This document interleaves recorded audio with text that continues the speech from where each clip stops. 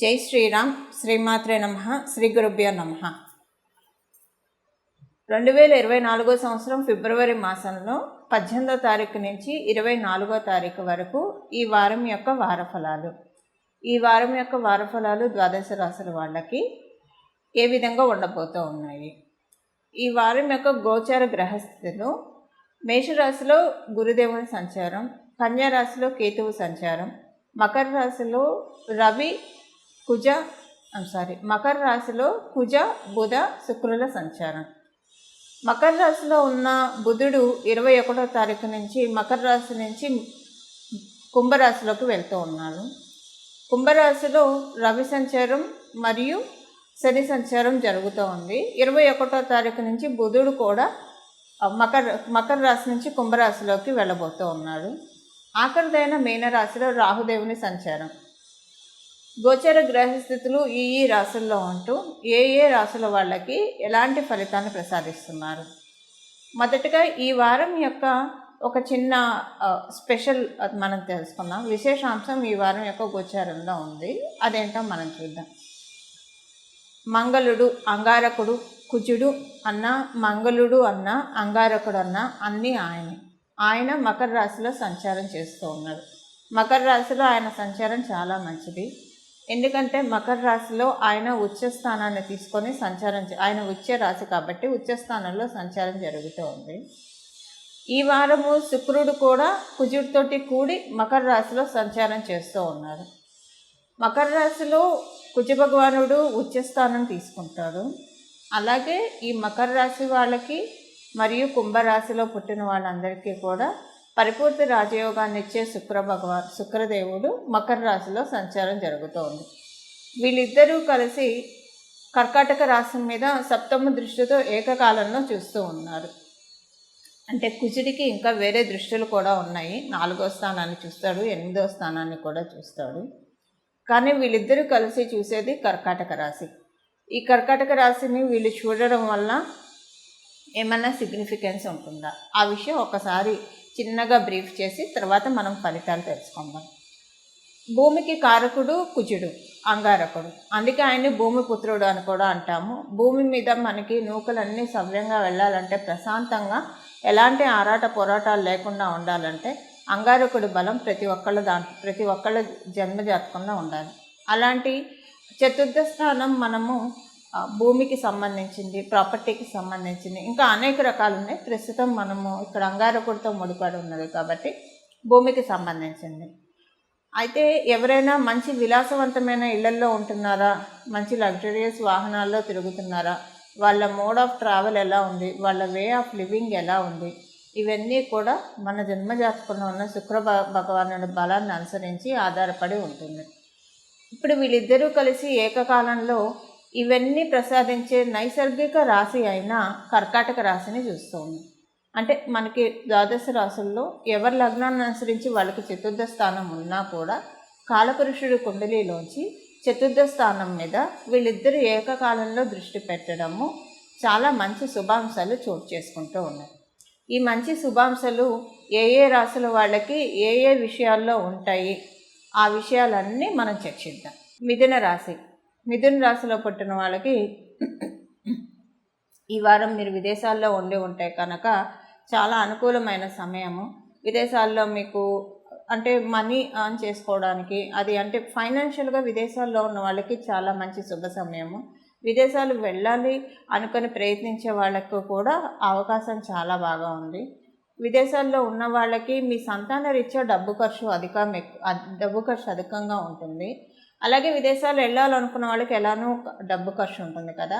సంతానానికి సంబంధించిన డబ్బు ఖర్చు కాకపోతే మీరు ఏమైనా కొన్ని ప్లాన్స్ తీసుకుంటే కనుక ఆ ప్లాన్ మేనిఫెస్ట్ చేయడంలో డబ్బు ఖర్చు అధికంగా ఉంటుంది. కానీ at the same time income కూడా రూట్ అవుతుంది. అయితే ఇప్పటిదాకా నేను విదేశాల్లో ఉన్న వాళ్ళకే చెప్తూ ఉన్నాను అని అనుకోకండి. స్వదేశంలో ఉన్న వాళ్ళకంటే మొదట పాయింట్స్ వాళ్ళకే హైలైటెడ్గా కనిపిస్తున్నాయి కాబట్టి మొదట విదేశాల్లో ఉన్న మనవాళ్ళ గురించి చెప్పడం జరిగింది. ఇప్పుడు స్వదేశంలో ఉన్న మనవాళ్ళ గురించి మాట్లాడుకుంటే, స్వదేశంలో ఉన్న వాళ్ళందరికీ కూడా ఈ వారము ఫైనాన్షియల్గా మంచి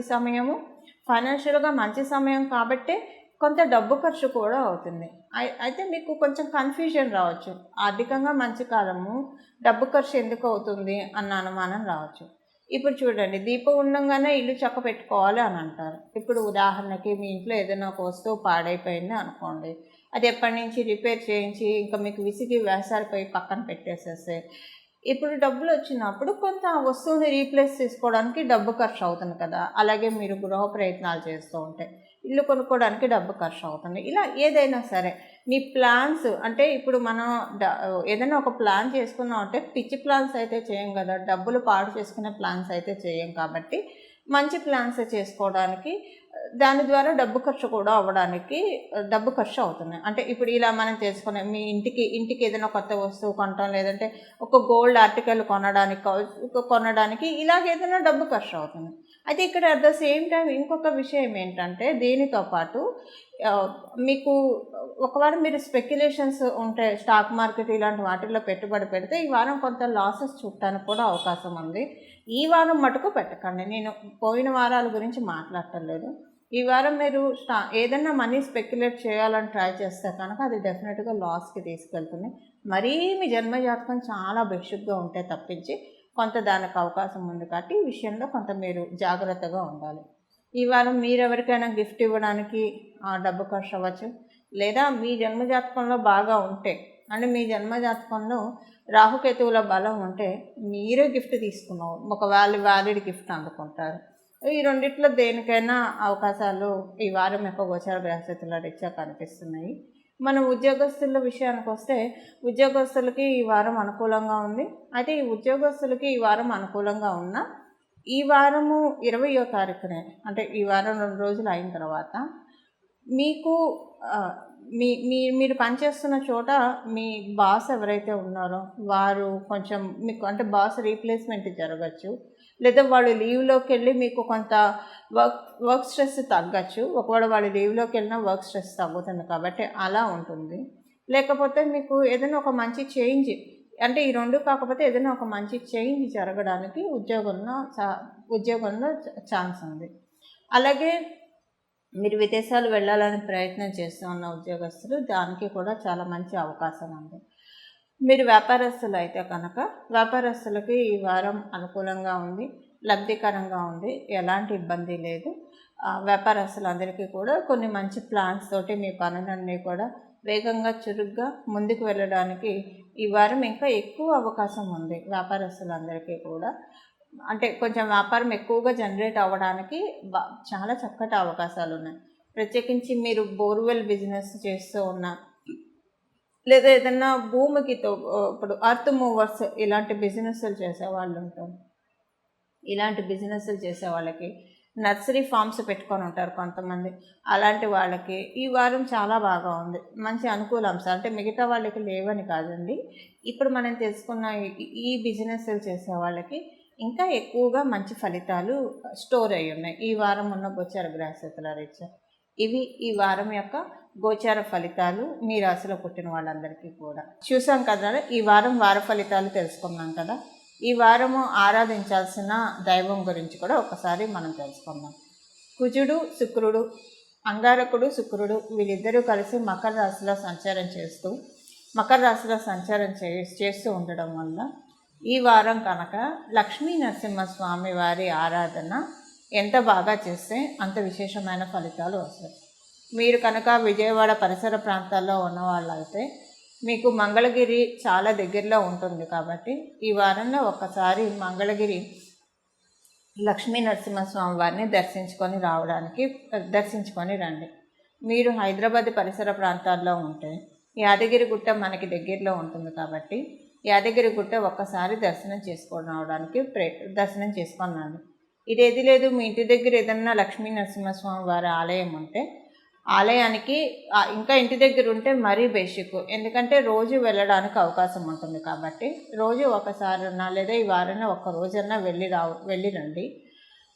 ఇదేదీ లేదు, అవకాశం లేదు, మేమున్న చుట్టుపక్కల ఎక్కడా కూడా లక్ష్మీ నరసింహస్వామి వారి ఆలయం లేదు అని అనుకున్నప్పుడు ఒకవేళ ఉండి దర్శనం చేసుకున్నా సరే ఇప్పుడు చెప్పబోయే ఈ మంత్రంతో, ఈ నామాన్ని ఈ వారం రోజులు కూడా మనసులో జపించుకోవడం వల్ల మీ జన్మజాతకంలో కుజుడికి సంబంధించిన బ్యాడ్ ఎఫెక్ట్, అంగారకుడికి సంబంధించిన బ్యాడ్ ఎఫెక్ట్స్ ఏమన్నా ఉన్నా, శుక్రుడికి సంబంధించిన నెగిటివ్ ఎఫెక్ట్స్ ఏమన్నా ఉన్నా కూడా అవన్నీ ఉపశమించడానికి చాలా చక్కటి పరిస్థితులు ఏర్పడతాయి. ఆ నామాన్ని ఇప్పుడు ఒక్కసారి మనం తెలుసుకుందాం. నమో భగవతే లక్ష్మీ నారసింహాయ, నమో భగవతే లక్ష్మీ నారసింహాయ, నమో భగవతే లక్ష్మీ నారసింహాయ. ఈ నామాన్ని మనసులో మీరు ఏ కండిషన్లో ఉన్నా కూడా, మీరు ఆఫీస్లో పనిచేస్తూ కూడా ఈ నామాన్ని మనసులో జపించుకోవచ్చు. జర్నీలో ఉన్నా కూడా డ్రైవింగ్ మీద చక్కగా ఫోకస్ పెట్టి, మనసులో ఏదో ఒక ఆలోచన లేకుండా ఎప్పుడు మన మనసు ఉండదు కదా, ఎప్పుడు ఏదో ఒక ఆలోచన ఉంటుంది. ఆ ఆలోచనలన్నీ పక్కన పెట్టేసి ఈ నామమే ఒక ఆలోచనగా చేసుకొని మనం ఏ పని చేస్తున్నా సరే ఈ నామాన్ని మనసులో జపించుకుంటూ మన పనులు మనం చేసుకుంటూ వెళ్తే కనుక ఈ వారము చక్కటి లక్ష్మీ నరసింహస్వామి వారి ఆశీస్సులు ద్వాదశ రాశుల వారికి కూడా రావడానికి బహు చక్కటి అవకాశం ఉంది. దాన్ని మనందరం కూడా ఈ నామం స్మరించుకుంటూ సద్వినియోగం చేసుకుందాం. అలా సద్వినియోగం మీరందరూ చేసుకోవాలని భావిస్తూ ఆశిస్తూ మంగళం. నమో భగవతే వాసుదేవాయ.